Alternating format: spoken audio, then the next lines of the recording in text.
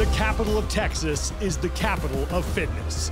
The top CrossFit athletes in the world have descended on Dell Diamond Stadium for a grueling 3-day competition. 20 men and 20 women will vie for their share of one of the richest purses in all of CrossFit. The returning men's champion faces a field loaded with talent, while the fitness queen of Iceland looks to claim yet another crown. The stars of CrossFit shine bright at the 2022 Rogue Invitational.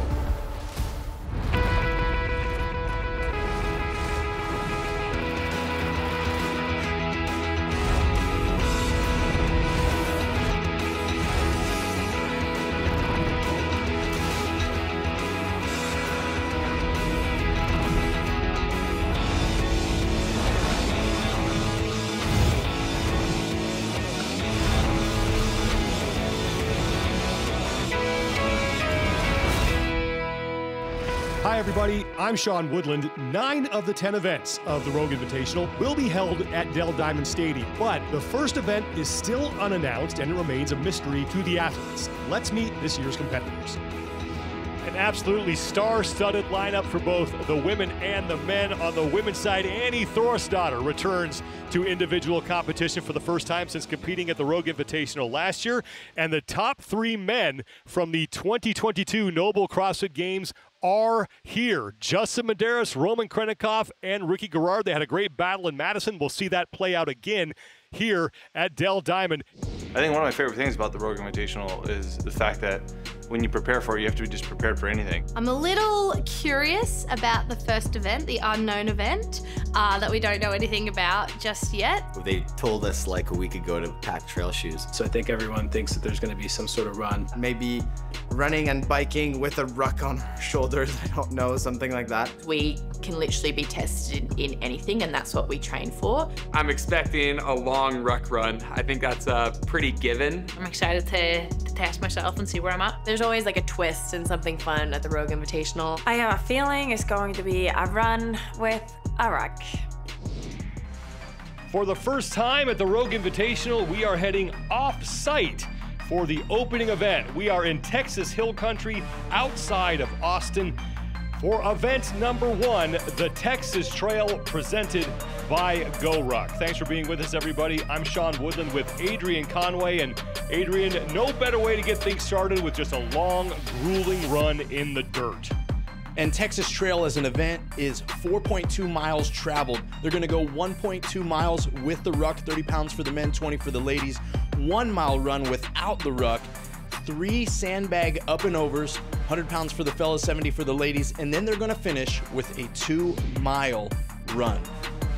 Here's a look at the course that the athletes will be navigating. They will start at the bottom of a gorge, and right off the bat, they are faced with a pretty aggressive, pretty steep incline. Now, that will level out for the remainder of this 1.2-mile run. At the first checkpoint, they will drop their rucks. Then it's mostly downhill, so this is where they can pick up some speed and possibly gain some ground on people they're chasing. They'll move to the sandbags. That is the second checkpoint. They will have 3 sandbags they need to move up and over a hay barrier, and then one final 2-mile run back to the finish line. Yeah, and Sean, with this event description, and particularly looking at the terrain, we've got to keep in mind, these athletes are doing this completely blind. They're not gonna have the anticipation that you described, and they're gonna need to make sure that they set the appropriate tempo for really what's unexpected. The athletes are warming up before the start of this event. Adrian, what are your keys to success here in the Texas Trail? The keys I've got for this particular workout are run short. It's important to shorten your stride or your cadence when you're under the load of weight. It's gonna help save you energy down the road. And then of course, finish the bag. You've got to get those things all the way over the hay bales, and ignoring that could make you struggle later. We are underway. Men and women competing together once again. 30 pounds on their backs for the men, 20 pounds for the women. And as Adrian mentioned earlier, sort of a callback to the 2019 Rogue Invitational that was held in Columbus. We started that competition with a ruck run. There's Olivia Kerstetter in the white top and black pants.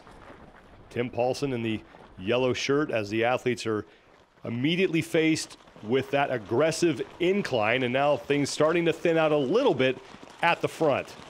Yeah, and this is where you'll see there's a lot of friendliness going on the trail right now, but a lot of times you need to literally box out your area for the proper pacing that you desire. And when initially a race starts with a hill, it's really important for you to gain composure as fast as you can, create a rhythm with your breathing, and also your foot strike with the ground.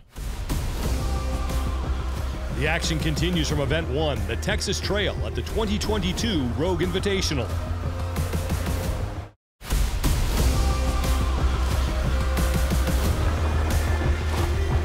Event 1 continues at the 2022 Rogue Invitational as the athletes navigate the challenging Texas hill country.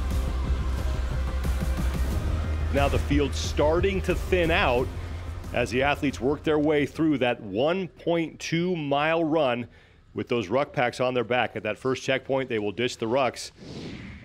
Jason Hopper out front for the men, and Annie Thorisdottir back in the pack there. Thorisdottir, one of the favorites to win this entire competition. She finished second at the Rogue Invitational last year. Yeah, and we're all excited to see what Annie can do back on the individual scene. We got to watch her have some pretty good success at the team level, and now I've got to assume that her body's feeling good. She's eager to prove that her fitness has certainly not taken a back seat.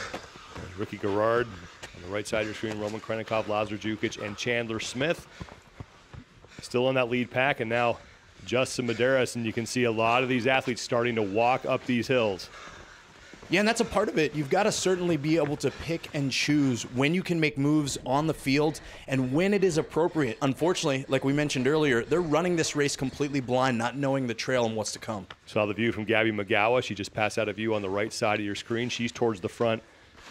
Jason Hopper, though, is your leader for the men. You can see Justin Medeiros, who's trying to become the first man to repeat as champion at the Rogue Invitational. We've had this competition 3 times now. Jason Hopper starting to open up a lead here.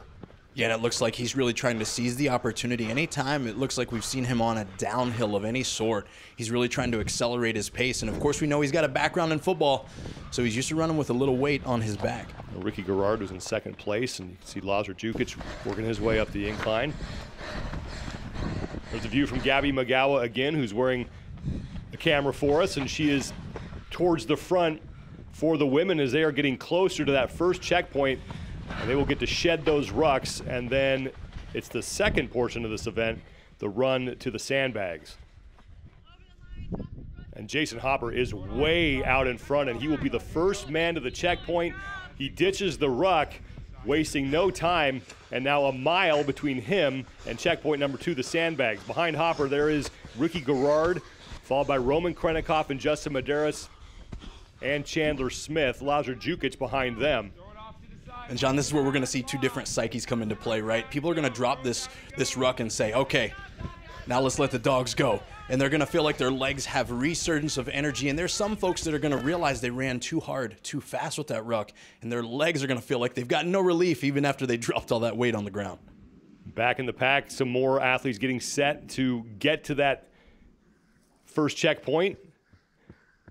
Jason Hopper, meanwhile, continues to build on his lead. He might not be coined as the best runner in the field each and every year, but he had a unique strategy to really pull away when it was necessary. And now more athletes are getting set to come into that first checkpoint and ditch the ruck. Here's Gabby McGowan. She will be the first woman to drop her ruck pack. Behind her is Emma Lawson, and here comes Danielle Brandon. So 3 women have now gotten rid of their rucks as Annie Thorisdottir joins that crew. Yeah, and if you'll notice, even as we watch these athletes take this downhill, it's important to let your body fall forward when you can. Gain momentum when it's possible, and of course, have your mind and eyes ready to react quickly to those rocks that you don't know that's coming. Danielle Brandon is now out front. She has passed Gabby McGowan. She's not only making moves on the ladies, I mean, we see her making moves on the men right there. Passing Sam Quant, Gabby McGowan now back in second place for the women. I do think even being up against a terrain like this is where athletes with field sport backgrounds have a tremendous advantage. A lot of quick footwork, a lot of fast reactions are necessary to have success in a race like this. Jason Hopper has now made it to checkpoint number 2. 3 100-pound sandbags that he has to move up and over that hay bale. Yeah, and I think this is honestly where he's starting to reap the fruits of his hard work early in this race. He looks around and he sees absolutely no one. That doesn't just build confidence for now, but now he gets to run his own race to finish this thing. Roman Krennikov, Justin Medeiros, Jeff Adler, and now Chandler Smith behind Hopper, and Hopper is done. And now just 2 miles between him and the finish, looking over his left shoulder. And now we got these three coming in, Medeiros, Krennikov, and Adler. And you got to just think, they have to be wondering who is going to make their move and when. While it looks like there's a bit of an alliance almost formed between these three, they are out to win it each by themselves. Krennikov, Medeiros, and Adler will be the third, fourth, and fifth men to the sandbags as Ricky Garrard, who now is in second place behind Hopper, is on his second of 3 bags, looking to separate himself from the 3 men immediately behind him. One of the key aspects of this race was to finish the bag. One thing that we noticed back in 2019 when there were bags in the up and over fashion was that athletes would get it up there and then kind of nonchalantly just let it sit. They were then called back to finish the bag over the hay bale, and we see none of these athletes making that mistake this year. Krennikov, Adler, and Medeiros are all done trying to chase down Ricky Garrard, who is in second place right now. And here comes Chandler Smith, still in that pack towards the front. Danielle Brandon continues to lead for the women. Here comes Sam Quant, Gabby McGowa now getting closer to checkpoint number 2 as more and more athletes are getting to work on those sandbags. Danielle Brandon on the left will be the first woman to those 3 70-pound bags. And here comes Gabby McGowa. You know, and Sean, one thing that is important to notice when we watch athletes go through an event like this, particularly the long ones, is their body language. And what I see right there from Danielle Brandon as she goes down the hill and even gets, prepared to get these sandbags up and over is that she looks very relaxed, poised, and confident. Can Jason Hopper maintain his lead? The action continues at the 2022 Rogue Invitational.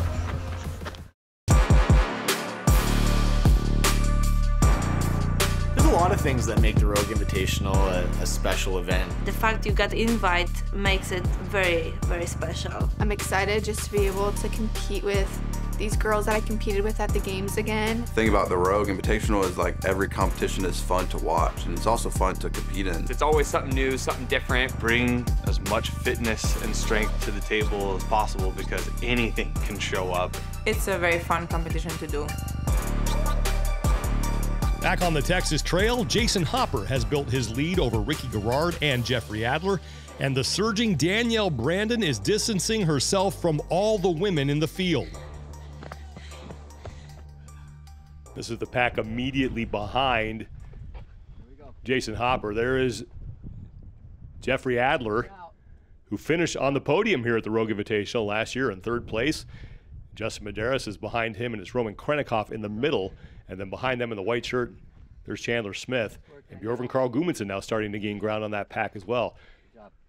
Danielle Brandon continuing to lead for the women. Gabby McGowa remains in second place here on this final 2-mile run to the finish. Yeah, it's even small things just like that instance right there where we watched Danielle Brandon continue to run through that incline as we saw repeatedly male athletes stop to put their hands on their legs, and even Gabby McGowa there show us the same type of thing. Bailey Rogers in her first ever Rogue Invitational right now in 3rd place for the women, and that's exactly what you mentioned. You can see athletes leaned over, hands on their thighs, trying to work their way up the hill. There's Sam Quant in the white shirt. Behind him is Emma Lawson on the left side of your screen. And there is Annie Thorisdottir. Top 5 for the women on the left side of your screen. Danielle Brandon, followed by Gabby McGowa. Bailey Rogers still in the top 3. Matilda Garnes has moved into 4th, and it's Emma Lawson who is in 5th. The field really starting to spread out here on the back half of this final 2-mile run. Jason Hopper, the leader for the men, is in the bottom left-hand part of your screen, so you can see the cushion that he continues to build here. Ricky Garrard has a camera on. Let's check in with him as he and Jeff Adler are talking some strategy. Yeah, about it. Roman, when I pass him, was on a 2 count. 2 more. We're at 5K almost. 2 left. Pace, 9 minutes. Yeah. Yeah, and we're hearing this back and forth conversation between Ricky and Jeff, and Ricky's essentially saying, like, hey, how far do we have left? I'm not really sure. Adler's like, hey, man, at this pace, don't worry. 9 minutes left. We'll be there. And Jeff Adler is looking like he might leave Ricky Garrard behind him here. So Adler moving into second place behind Jason Hopper. Garrard has slid into third, followed by Roman Krenikoff and Justin Madera. So your top three men from the CrossFit Games, 4th, 5th, and 6th right now in this opening event. And there is Jason Hopper. You talk about the mental advantage of not being able to see anybody behind you, and then the mental disadvantage you put your competitors at. They can't see you. Yeah, he's officially broken the rope, right? And when you're following or trailing someone the entire workout, you're really trying to peel away at that rope and draw them in, and his job as the leader was to break that rope, essentially to try to break their will. There goes Jeff Adler, who cannot see Hopper right now. Ricky Garrard is right behind him, and you saw Danielle Brandon, who is still out front for the women. That's Gabby McGowa. We're looking through her POV camera. She's right behind Bailey Rogers. McGowa currently in third place right now in this event. Are we on the precipice of a Rogue video game? Because that's what it felt like with the hands and the following behind the competitor. I felt like we were controlling Gabby perhaps at that moment. Gabby McGowa volunteered to wear this camera, and we want to thank her for doing that. Certainly enhancing our coverage here. Comes Bailey Rogers down that decline, as she has started to separate herself from Gabby McGowa. Top three for the women have remained mostly the same here towards the back part of this event. Jeff Adler trying to open up a lead, more of a lead on Ricky Garrard, as Jason Hopper is getting closer to the finish. This will be the final turn before a straightaway to the end of the event.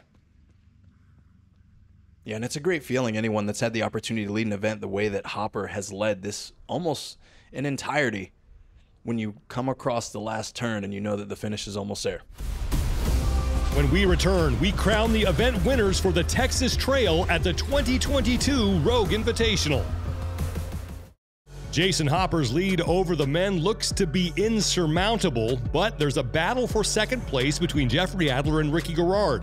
And for the women, Danielle Brandon continues her impressive performance, while Bailey Rogers and Gabriella McGowa join Brandon in the top three.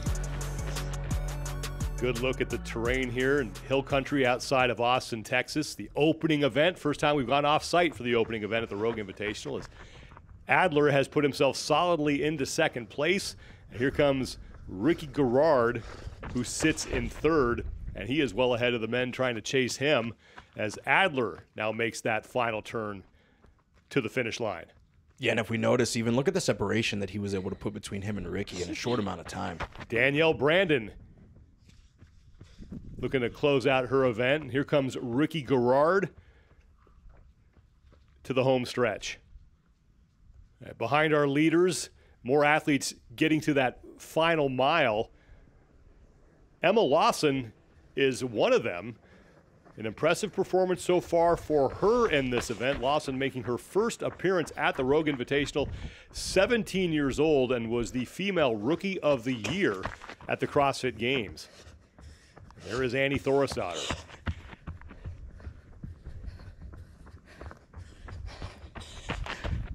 Emma Lawson making the final turn towards the finish line.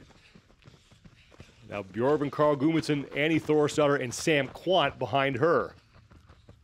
Yeah, Bjorn Carl Gudmundsson making an aggressive move around that turn, certainly trying to use the momentum of the curve there. That type of speed makes me wonder, did he reserve a little too much too early, though? Jason Hopper continues to lead, no shock there. Jeff Adler has managed to cut into that just a bit here. But Adler may be running out of time to make a move, as there is the finish line. And here comes Jason Hopper. He is going to win the opening event of the 2022 Rogue Invitational, his second career event win. 31 minutes, 27.06 seconds for Hopper. Jeff Adler is going to take second, so Adler just didn't have enough time to reel in Hopper, but he will get 95 points for that effort. Now Ricky Garrard coming across in third place. And it's going to be Danielle Brandon who will win for the women. 34 minutes, 11.03 seconds. Bailey Rogers is in. She will take second. Great start for her, and here comes Gabby McGowa in third.